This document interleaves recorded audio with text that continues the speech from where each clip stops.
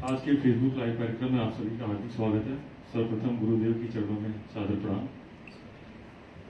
पिछले 2 हफ्तों से गुरुजी हम लोग वर्णाश्रम धर्म की व्यवस्था किस तरीके से प्रशस्त की गई उसके बारे में समझ रहे थे। तो पिछले हफ्ते आपके द्वारा हमने इसी क्रम में हमने समझा कि इस व्यवस्था को कैसे जिया जाए, और वर्ण व्यवस्था के क्रम में आपने हमें ब्रह्मचर्य धर्म के बारे में बहुत विस्तार से समझाया था।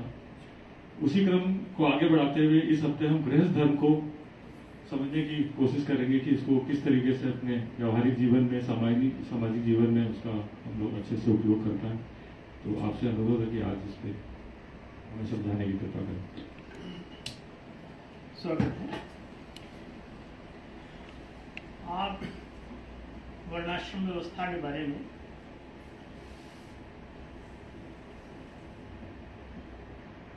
प्रश्न कर रहे हैं गृहस्थ आश्रम के लिए। पिछले सप्ताह हम लोगों ने ब्रह्मचर्य आश्रम की विद्यार्थी जीवन की व्यवस्था के बारे में जाना।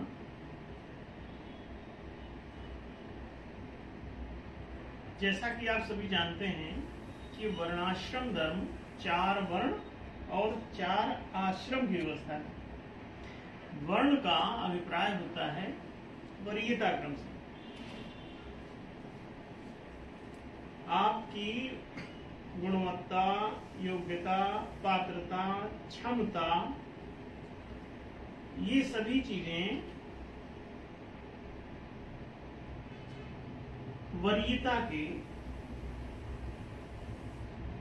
शब्द द्वारा अभिहित हैं इसमें वर्ण व्यवस्था के सिस्टम में। अब आप देखिए कि वर्ण व्यवस्था चूंकि वरीयता क्रम पर आधारित है तो वो गुणात्मक वरीयता की बात करती है, आपकी पात्रता की बात करती है, आपके योग्य होने, चुने जाने के लिए अर्ह बनने, पात्र बनने के अभिप्राय को समाहित करती है अपने अर्थ में। संस्कृत की व्री धातु से वर्ण शब्द बना है जो इसी अभिप्राय में ही जाना जाता है। चुने जाने के अर्थ में, योग्य होने के अर्थ में, वरीय होने के अर्थ में, श्रेष्ठ होने के क्रम में। आप में ईश्वर भाव का विकास हो,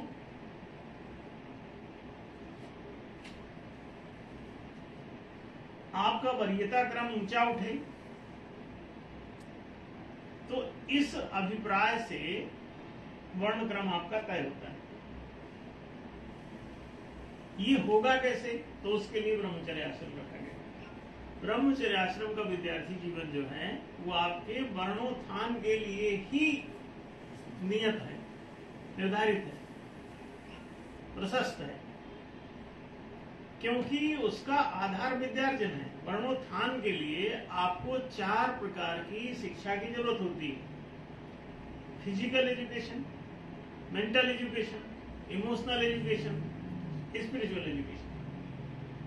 इसे आप शारीरिक शिक्षा, मानसिक शिक्षा, भावनात्मक शिक्षा और चेतनात्मक शिक्षा भी कह सकते हैं। तो ये चारों आयाम व्यक्तित्व के हैं। आपका शरीर, आपका मन, आपका प्राण, भाव केंद्र और आपकी आत्मा, जिसमें क्रिया, विचार, भाव और चेतना का उदय होता है। इंद्रियां, मन, प्राण और आत्मा ये क्रमशः विकसित होते हैं। शारीरिक इंद्रियां माने आपके अंग, हाथ, पैर, आंख, कान, नाक, ये अगर ठीक से विकसित ना हो, सक्रिय ना हो, समर्थ ना हो, सक्षम ना हो, तो आपको किसी कार्य के लिए कोई चुनेगा? आपके हाथ, पैर, आंख, कान, नाक सब फुटे हुए हैं, काम ही नहीं कर रहे हैं, तो कोई किस कार्य के लिए आपको चुनेगा? इसका मतलब पात्रता का विकास शारीरिक केंद्र से ही शुरू हो जाता है। जिन कार्यों के लिए शारीरिक सामर्थ्य की आवश्यकता है उनमें आपको वरीयता क्रम का ये शारीरिक सामर्थ्य का आयाम जरूरी होगा विकसित करना। फिर इसके बाद आपका जो मानसिक आयाम है वो प्रारंभ होता है। आप में कल्पना करने की सामर्थ्य, सोचने की सामर्थ्य, समझने की सामर्थ्य, बोध करना माने समझना, तो मन, बुद्धि, चित्त और आपका अहंकार, स्वाभिमान, ये 4 चीजें हैं जो मानसिक तल को प्रभावित करते हैं, उसको कनेक्ट करते हैं। ये आपका आईक्यू इसे कहते हैं। शारीरिक आयाम को अंग्रेजी में पीक्यू कहते हैं, फिजिकल क्वोशंट। फिर ये मानसिक आयाम आईक्यू, इससे ऊपर इमोशनल आयाम है जहां पे आपके भीतर संकल्प, व्रतशीलता, अनुशासन, संवेदना, साहस, ऐसी तमाम चीजें होती हैं। अगर ये काम नहीं कर रहे हैं, आपके भीतर संवेदना नहीं है, तो किसी का दर्द ही अनुभव ना होगा। अब आपको मान लीजिए कि डॉक्टर बना दिया, किसी सेवा में लगा दिया, तो आप सेवा ही नहीं करेंगे, क्योंकि आपको दूसरे का दर्द अनुभव ही नहीं हो रहा है। तो डॉक्टरी, मास्टरी सब गई। तो पात्रता के बिना कर्म कैसे होगा? और ये कोई भी प्रबुद्ध आदमी समझ सकता है, इसमें शंका कहां है? ये सब तो जरूरी है। अगर कोई सेवा के क्षेत्र में जाना चाहता है, राजकीय क्षेत्र में जाना चाहता है, जनसेवा करना चाहता है, तो सेवा का भाव तो चाहिए, उसको संवेदना चाहिए, साहस चाहिए, श्रद्धा। अब आप पुलिस में भर्ती हो गए, आर्मी में बन गए, सैनिक बन गए, और साहस ने डर के मारे राइफल लिए, हाथ कांप रहा है, तो भाई सैनिक क्यों बन गए? रक्षा करने के लिए थोड़ा अंदर तो कलेजा चाहिए ना, साहस चाहिए कि सही बात पे टिक सको, फेस कर सको, खतरे को झेल सको। रक्षा कैसे करोगे जब खुद ही असुरक्षित हो? तो दूसरे की रक्षा कैसे करोगे? तो बिना पात्रता के कोई कर्म होता ही नहीं है। ये तो एक कॉमन सेंस की बात है।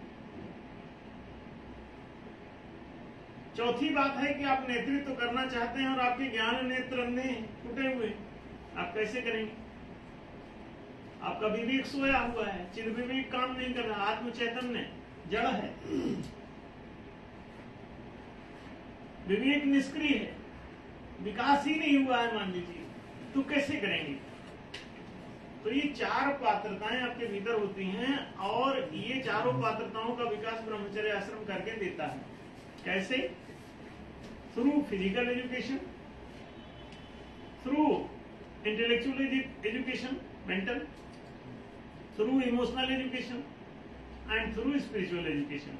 तो ये 4 एजुकेशन आपको यदि ब्रह्मचर्य आश्रम के विद्यार्थी जीवन में 25 साल की उम्र तक पूरा सब सिखाया पढ़ाया जाए, ठीक से शिक्षण प्रशिक्षण प्रॉपर दिया जाए, तो आपके भीतर ये 4 प्रकार की क्षमताएं विकसित होंगी। शारीरिक बल, क्रिया शक्ति, पीक्यू में और आईक्यू में आपके भीतर वाक शक्ति, क्रिया शक्ति के बाद वाक शक्ति, वाक शक्ति के बाद आपके भीतर व्रत शक्ति, इसे संकल्प शक्ति भी कह सकते हो। जब तक ये काम नहीं करेंगे, आपको कोई नियम दे दिए गए, संकल्प करा दिया गया, शपथ दिला दी गई कि आप शपथ ग्रहण कराते हैं कोई भी राजकीय पदों पर जाने के लिए, फिर शपथ निभा नहीं पा रहे हैं वहां जाने के बाद, तो बेकार हो गया। उसको ये तो व्रत शक्ति चाहिए कि वर्ण कर सके, कोई चीज ग्रहण कर सके, स्वीकार कर सके, नियम लेके उस पर अमल कर सके, शपथ लेके, वचन दे के उसे निभा सके। तो तब तो कीमत है नहीं, राजकीय पद पे जा क्यों रहा है जब शपथ ग्रहण समारोह में जो शपथ दिलाई है उसका पालन करने की सामर्थ्य ही नहीं। व्रत शक्ति चाहिए, उतनी श्रद्धा शक्ति चाहिए, हृदय चाहिए, उसको भावना चाहिए, इमोशंस चाहिए। तो आप देखें, क्रिया शक्ति, वाक शक्ति, व्रत शक्ति और चौथी है विवेक शक्ति। ये बल, वाणी, व्रत और विवेक अगर काम करने लग जाए तो इनको कहते हैं चार वर्ण। इन क्षमताओं के, वरीयताओं के नाम है वर्ण। और अगर ये क्षमताएं नहीं है, आपके पास शारीरिक बल नहीं है, मानसिक तर्क शक्ति यानी वाणी नहीं है, फिर उसके बाद आपके पास भावनात्मक व्रतशीलता नहीं है, टिकने की सामर्थ्य नहीं किसी बात पे, कैसे करेंगे? विवेकशीलता नहीं है तो नेतृत्व कैसे करेंगे? विवेक जो है एक ऐसा यहाँ पर नेत्र है आज्ञा चक्र पर, जो सक्रिय हो जाए तो उलझी से उलझी चीजें भी उसको दिखने लगती हैं। हर सुलझन को सहजता से प्राप्त कर लेता है, हर उलझन की सुलझन, हर समस्या का समाधान, बड़ी से बड़ी उलझी हुई चीजें भी वो सुलझा लेता है। इसे कहते हैं विवेक। और अगर ये किसी का काम कर रहा हो तो बहुत बढ़िया है, इससे नेतृत्व करा के देखो, इसको नेता बनाओ, शासक बनाओ, विधाता बनाओ, विधायक बनाओ, फिर देखो उसका कमाल। जज बनाओ, मंत्री बनाओ, तो बढ़िया मंत्र दाता बनेगा, परामर्श अच्छी देगा, सलाह अच्छी देगा, नीतियां अच्छी बनाएगा, नियम अच्छे बनाएगा, निर्णय अच्छे देगा जज बन के, तो आपकी विधायिका, मंत्रिका, न्यायिका सब पवित्र हो जाएगी अगर ये विवेकशील आदमी बैठा है यहाँ।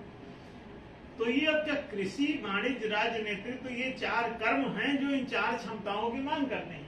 क्रिया शक्ति के बिना आप कृषि कर्म नहीं कर सकते, वाक शक्ति के बिना वाणिज्य कर्म नहीं कर सकते, व्रत शक्ति के बिना आप राज्य कर्म नहीं कर सकते, और विवेक शक्ति के बिना आप नेतृत्व कर्म नहीं कर सकते।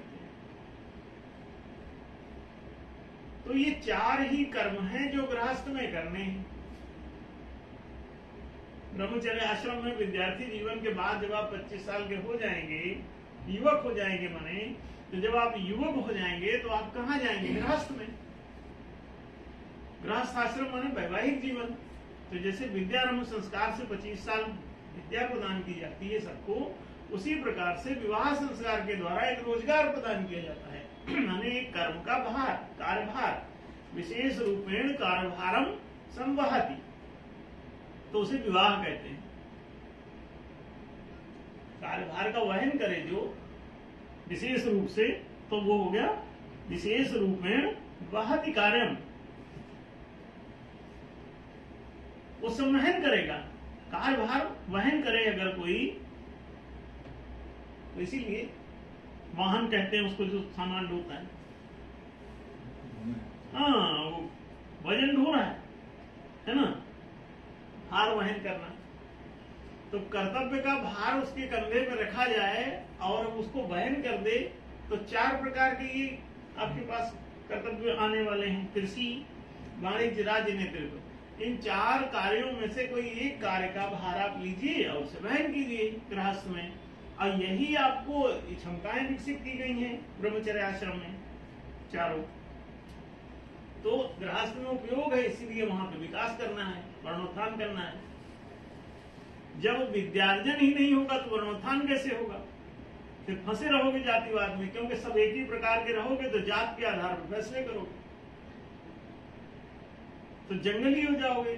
जातिवाद माने जंगल राज। तो जंगल में जो जिससे जन्मेगा वही उस कर्म को करने लग जाएगा और सामर्थ्य रहेगी नहीं।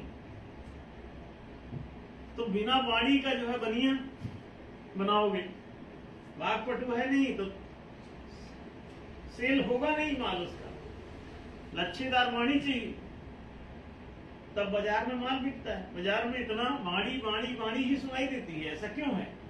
वाणिज्य इसीलिए कहते हैं क्योंकि वाणी का ही खेल है, क्रय विक्रय। तो क्रय विक्रय को ही वाणिज्य कहते हैं। खरीदो बेचो, ये व्यापार है।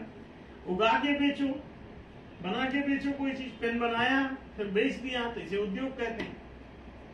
पेन किसी दूसरे का बनाया हुआ लाया ऐसे बेच दिया कुछ कमीशन लेके तो उसे व्यापार कहते हैं।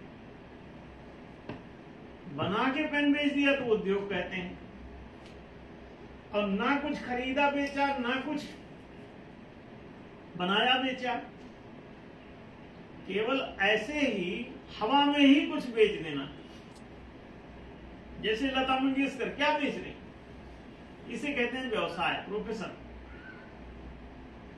एक इंजीनियर का व्यवसाय, एक डॉक्टर का व्यवसाय। डॉक्टर के पास कुछ नहीं बेच रहा है, वो बैठा है, बोला नर्स देखा कैसी ये प्रिस्क्रिप्शन लिखा, बोले जाओ खाओ ठीक हो जाओ, कहीं 200 रुपए जमा करो फीस।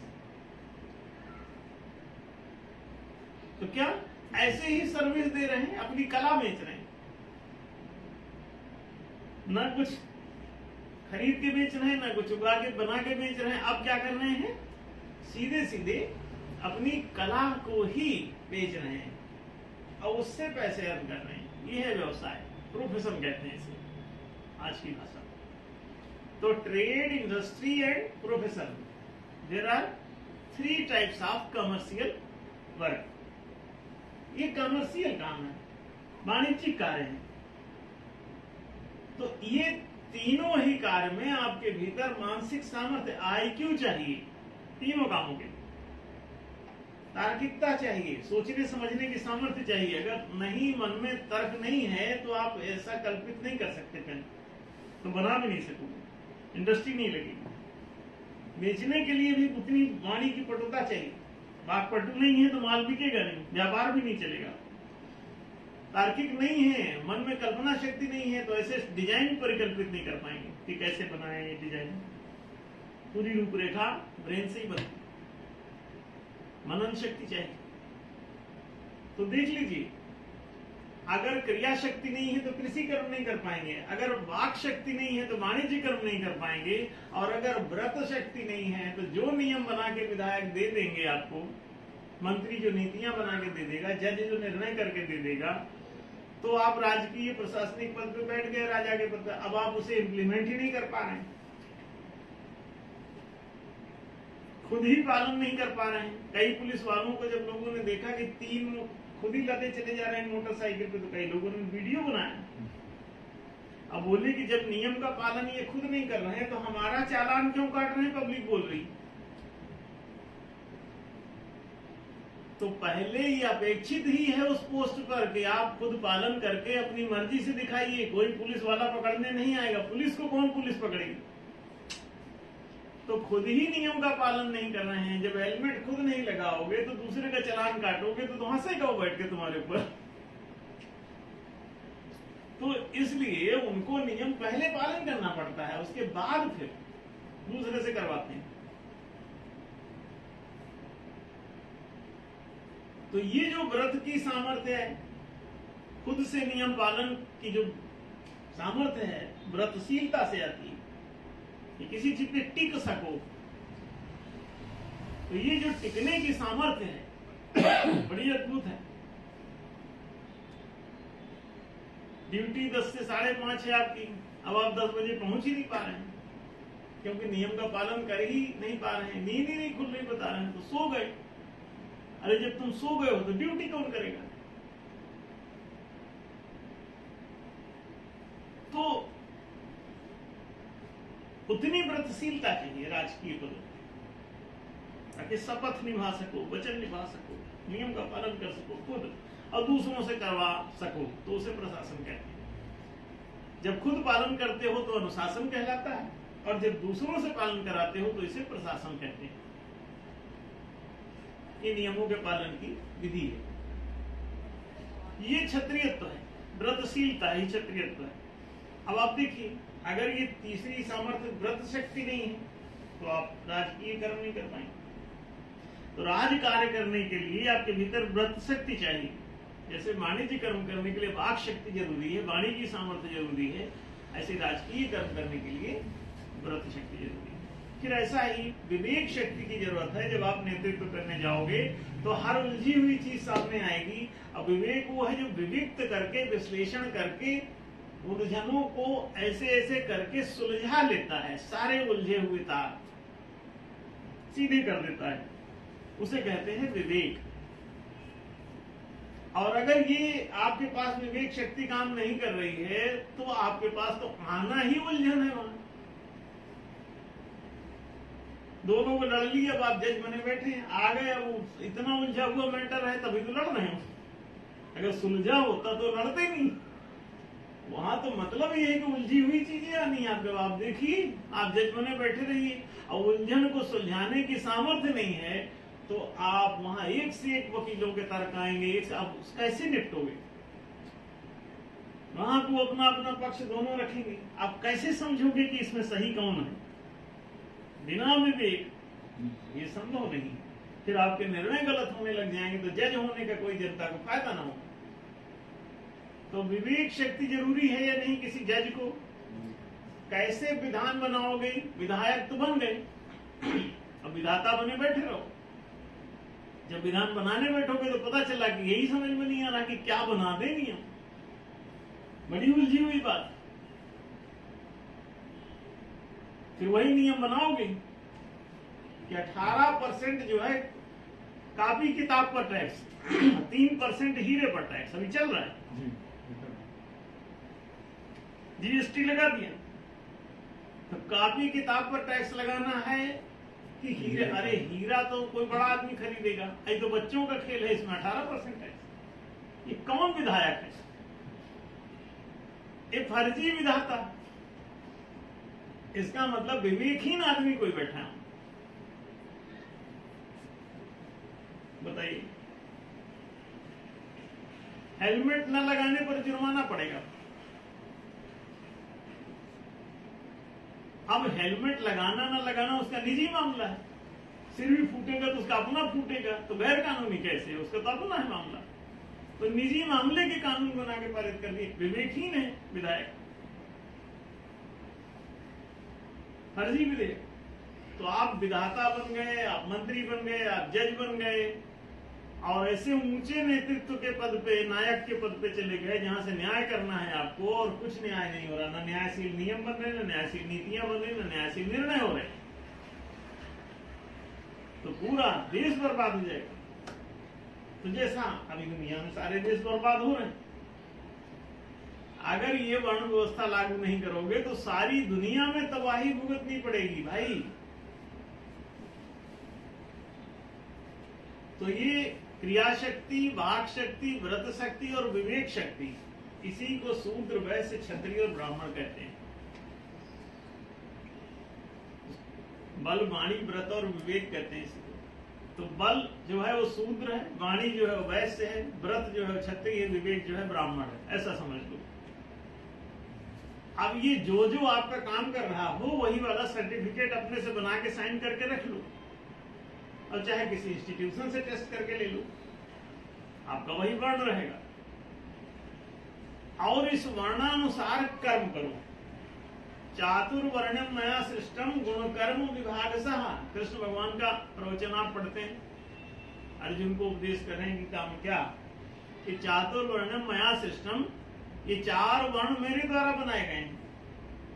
कैसे? गुण कर्म विभागशः, गुणानुसार कर्मों के विभाजन पूर्वक। गुणानुसार कर्मों का विभाजन करना है भाई, सामर्थ्य के अनुसार, वरीयता के अनुसार, वर्ण के अनुसार कर्म करना। आर्य समाजी मत बन जाना। दयानंदी कहते हैं कि जो कर्म करेगा वही उसका वर्ण हो जाएगा। लो, इसका मतलब आईएएस पास करके, और तुमको आईएएस नहीं बनना है, आईएएस के पोस्ट पे बैठ जाओगे तो मान लिया जाएगा कि तुम आईएएस हो चुके हो, पास कर चुके। लो, ये कितना बुरा वातावरण बनेगा। अब दयानंद जी और ऐसे तथाकथित साधुओं से अगर आप ये सोचेंगे कि वो कोई सही बात कर पाएंगे, संभव ही नहीं। नहीं, गुणानुसार कर्म करो, गुणों के अनुसार कर्म करना सीखो। पात्रता अनुसार पद नियुक्ति होती है, पात्रता की जांच पहले कर लो। पोस्टिंग पहले कर लोगे और पात्रता की जांच न करोगे तो ये तो कितना मुश्किल हो जाएगा। इसका मतलब तो ऐसा भी हो गया कि डिग्री पहले बांट दो, पढ़ाई बाद में होती रहेगी, परीक्षा बाद में होती रहेगी, अब पोस्टिंग भी कर दो सबकी उसी हिसाब से कि पीएचडी तो हो ही चुके हैं ये, भले एडमिशन नहीं हुआ अभी, अब बस प्रोफेसर भी बना दिए। तो ये उल्टी दुनिया में जो कम पढ़े लिखे साधु बनते रहे लोग घर से भाग भाग के, माँ बाप से गुस्सा हो गए, घर से भाग गए, पत्नी से लड़ाई हो गई, घर से भाग गए और साधु बन गए। अब उसके बाद न स्कूल गए, कभी मसी कागज छुयो नहीं, कलम गयो नहीं हाथ। अब ये मसी कागज माने स्याही कलम दवात कभी छुए नहीं, स्पर्श नहीं किया कागज पेन कभी। अब यही बन गए महात्मा तुम्हारे। अब ये क्या स्कूल खुलवाएंगे कबीर पंथी कभी, जब खुद ही मसी कागज नहीं छुए हैं तो तुमको छूने देंगे क्या? ना ना ना, आज तक कोई कबीरपंथी ने एक भी स्कूल नहीं बनाया। अब बहुत बड़ा करोड़ों आदमी जुड़ा है उनसे, 80 अनपढ़ गंवार। बाहर किसी ने गलती से पढ़ा लिखा दिया तो बात अलग है, कबीर पंथ तो पढ़ाने वाला नहीं, रविदास पंथ नहीं पढ़ाएगा। ये सब मसीह कागज में छुयो नहीं वाले। प्रभु जी तुम्हें चंदन हम पानी दे घोट्टा, तो ये तो जिंदगी ही न रखेंगे, तो ये किसी को क्या पढ़ने लिखने देंगे, अब क्यों बनाएंगे? इसीलिए जितने रविदास पंथी हैं उनको देखो, पढ़ाई लिखाई में रस नहीं, दूसरों को गरियाने में पूरा रस। शिक्षा की तरफ ध्यान दो, वर्णक्रम ऊंचा उठाओ। अरे जातिवाद का विरोध कर रहे हो, अरे जब तुम वर्ण का विकास नहीं करोगे अपना तो जाति में ही तो फंसे रहोगे भाई। प्रकाश नहीं जलाओगे तो अंधकार में ही तो रहोगे। अगर वर्णोत्थान नहीं करोगे तो पिछड़े रहोगे, जानवर की स्थिति में रहोगे। जानवर हो तो जंतु इसीलिए कहते हैं क्योंकि जन्मतः जाति से पीड़ित है वो, तो इसीलिए उसको जंतु कहते हैं। जंतु माने जो जन्म लेता है जन्मानुसार ही जीवन जीता है, तो जन्मतः जाति कहलाता है। जो जिससे जन्मता है वही उसकी जाति कहलाती है। तो जातिवाद तो रहेगा ही तब तक तुम्हारे सिर पे सवार, जब तक कि तुम वर्ण का प्रकाश नहीं ले आओगे जीवन में। तो कई लोग सोचते हैं वर्ण व्यवस्था जातिवाद है, नहीं नहीं, जातिवाद का इलाज है वो। जातिवाद की समस्या का ये परम समाधान है जो केवल सनातन धर्म के पास है। ये न बौद्धों के पास है, न जैनों के पास है, न सिखों के पास है, न ईसाइयों के पास है, न मुसलमानों के पास है, ना ही अन्य किसी के पास है। ये केवल किसके पास है? सनातन धर्म के पास। और सनातन धर्म से चूंकि तुम मुंह छिपा छिपा के भाग रहे हो तो जंगल राज के ही शिकार होगे और ताकत पर फैसले होते रहेंगे तुम्हारे। क्यों? वर्ण व्यवस्था कायम नहीं रहेगी तो वहां पे क्रिया शक्ति वाले कृषि क्षेत्र में नहीं रह पाएंगे, वाक शक्ति वाले वाणिज्य क्षेत्र में नहीं रह पाएंगे, व्रत शक्ति वाले राजकीय पद पर नहीं जा पाएंगे और विवेक शक्ति वाले नेतृत्व में नहीं जा पाएंगे। तो क्या होगा? न क्रिया, ना तो कृषि कर्म होगा ठीक से सफलता पूर्वक, क्यों अपात्र लोग बैठे, ना तो वाणिज्य कर्म होगा, वहां चोरी होने लगेगी वाणिज्य में, न वहां राजकर्म होगा, सब भ्रष्टाचार होने लगेगा, न नेतृत्व कर्म होगा, वो महाभ्रष्ट हो जाएंगे। तो आज यही सब हाल है। क्यों? अब तुम वर्ण छूट गया है तो योग्यता छूट गई, आपकी पात्रता छूट गई, पात्रता का विकास खत्म हो गया। तो पात्र विहीन लोग जो है वो पदों पे बैठ जाएंगे और संपदाएं हथिया लेंगे। तो गृहस्थ आश्रम तो पात्रता अनुसार पद नियुक्ति की व्यवस्था है। कर्मों का विभाजन ही गृहस्थ आश्रम है, क्योंकि गृहस्थ में आपको कर्म चाहिए, रोजगार चाहिए। अगर आपको रोजी रोटी का धंधा नहीं मिल रहा है तो गृहस्थ में जाके क्या करोगे? शादी विवाह करके क्या करोगे? विवाह संस्कार तो अनुष्ठान करा लिया, अब उसके बाद पता है कि तुम भूखमरी, गरीबी, तबाही ये झेलने वाले हो। इसीलिए ब्रह्मचर्य आश्रम में पहले वर्णोत्थान कर लो और अपने वर्तमान प्रमाणित वर्णानुसार एक कर्म स्वीकार कर लो और समाज में व्यवस्था रखो कि तुमको वो कर्म तुम्हारी पात्रता अनुसार दे। समाज में ऐसे कानून बना लो तो ये अपने आप ही आपका गृहस्थ आश्रम प्रारंभ हो जाएगा। और गृहस्थ जीवन में मुख्य रूप से जीविकोपार्जन करो और परिवार का पालन करो। गृहस्थ के कर्तव्य क्या? एक श्रमनिष्ठा है। 4 आश्रम की व्यवस्था, 4 प्रकार की श्रमनिष्ठा है। पहला है विद्यार्जन, दूसरा है जीविकोपार्जन, तीसरा वानप्रस्थ का है जो समाज सेवा के लिए काम करता है, पौरोहित्य है। और चौथा जो है वो है परिव्रज्या, परिव्रजन कर्म। अगर ये 4 कर्म आप ईमानदारी से करें तो आपका व्यक्तित्व अच्छा होगा, आपका परिवार अच्छा होगा, आपका समाज अच्छा होगा और आपकी समष्टि अच्छी होगी। ये ब्रह्मचारी, गृहस्थ, वानप्रस्थी और सन्यासी, ये 4 जो है श्रम निष्ठा वाले लोग हैं।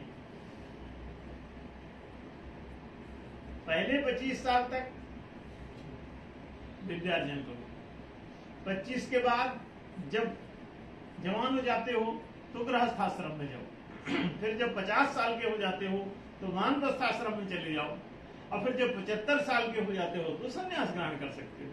तो मानव जीवन को 4 भाग में बांटा गया।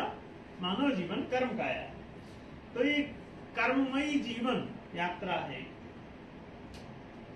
कर्म माने परिश्रम, श्रम निष्ठा, इसीलिए आश्रम व्यवस्था। आश्रम व्यवस्था माने श्रम निष्ठा की व्यवस्था। इसका उल्टा होता है विश्राम व्यवस्था। तो आश्रम को अगर विश्राम में बदल दोगे तो सभी काम रुक जाएंगे, कोई कर्म नहीं होगा, सब कर्तव्य समाप्त। तो कर्तव्यों को 4 भागों में बांटा गया। व्यक्ति के प्रति, अपने प्रति माने कर्तव्य, अपना व्यक्तित्व ठीक करो, फिर परिवार के प्रति कर्तव्य, गृहस्थाश्रम, फिर समाज के प्रति कर्तव्य, वानप्रस्थाश्रम, पुरोहित बनो। पुर माने देश, समाज, जैसे कानपुर नागपुर होता है तो पुरोहित माना होता पुर का हित जानने वाला, पुर के हित में काम करने वाला।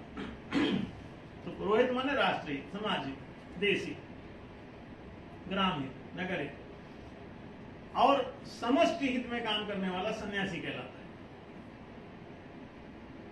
वो परिव्रजन करता है, परिभ्रमण करता है, सभी जगह जा जाके धर्म का प्रचार करता है। तो ये देखिए 4 प्रकार की श्रमनिष्ठाएं, और चारों प्रकार की श्रमनिष्ठाओं के लिए ये आदमी 4 प्रकार के नियुक्त किए जाते हैं। मानव जीवन को ही 4 समान 25-25 साल के भाग में बांट करके एक ड्यूटी इसमें सबकी निर्धारित है। अब कितनी प्यारी गृहस्थ आश्रम की व्यवस्था है, आप देखिए इसको। गृहस्थ आश्रम में आपको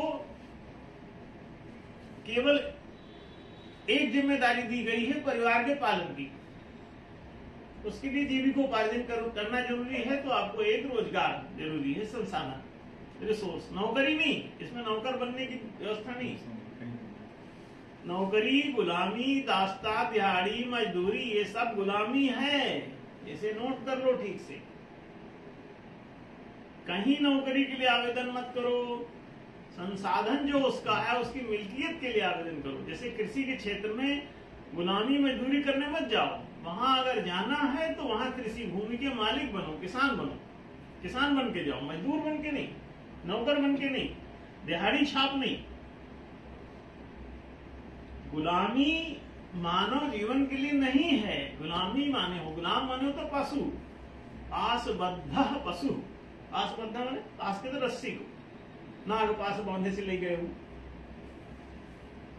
तो ये पास कहते हैं रस्सी को। तो जो रस्सियों से बंधा हुआ है, बंधुआ मजदूर, तो वो पशु है। गाय भैंस को आप बांध के रख सकते हो, मनुष्य को बंधुआ मजदूर नहीं बना सकते। और ये बंधुआपन कब टूटेगा, मजदूरी कब छूटेगी, गुलामी कब खत्म होगी? जब ये मालिक बनेगा। जब प्रकाश जलेगा अंधकार तभी मिटेगा। अंधकार की रस्सी काटने से अंधेरा नहीं मिटता। ध्यान रखो, मालिक बने बिना तुम्हारी गुलामी नहीं टूटेगी। ऐसे ही ना मिठाई खा लेना कि देश आजाद हो गया, तुम आजाद हो गए, गुलामी छूटी। नहीं नहीं, तुम मालिक, अगर किसान मालिक बन गया कृषि क्षेत्र का तो गुलामी से मुक्त हो गया। बनिया अगर मुद्रा का मालिक हो गया, मौद्रिक पूंजी का, तो मुक्त हो गया। राजकोष अगर राज कर्मचारियों का हो गया तो वो मुक्त हो गए। मठ, मंदिर, गुरुद्वारा, चर्च, मस्जिद अगर ये पुरोहितों की हो गई, ब्राह्मणों की हो गई, तो ये भी मुक्त हो गए। नहीं तो ये चारों गुलाम।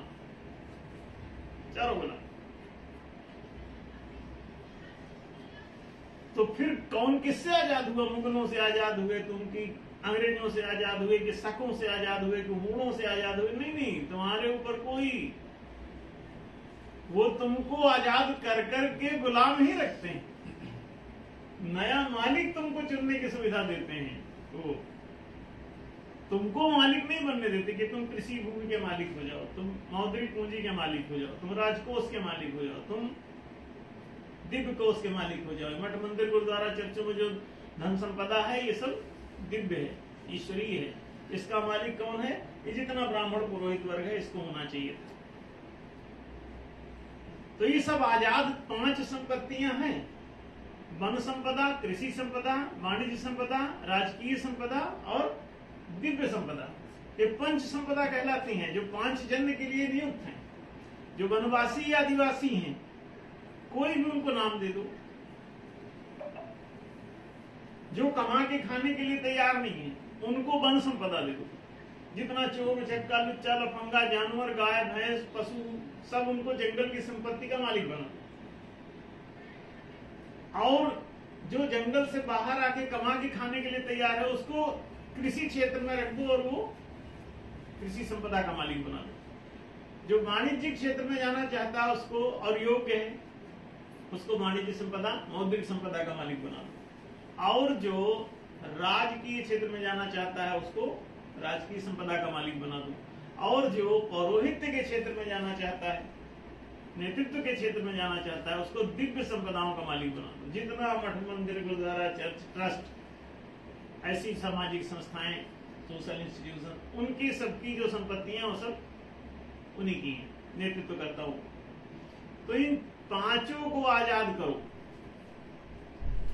वन संपदा से कृषि संपदा, कृषि संपदा से वाणिज्य संपदा, फिर राज्य संपदा, फिर दिव्य संपदा तक 5 संपदाएं 5 जने को दे दो, उनकी अपनी अपनी, सब आजाद हो गए।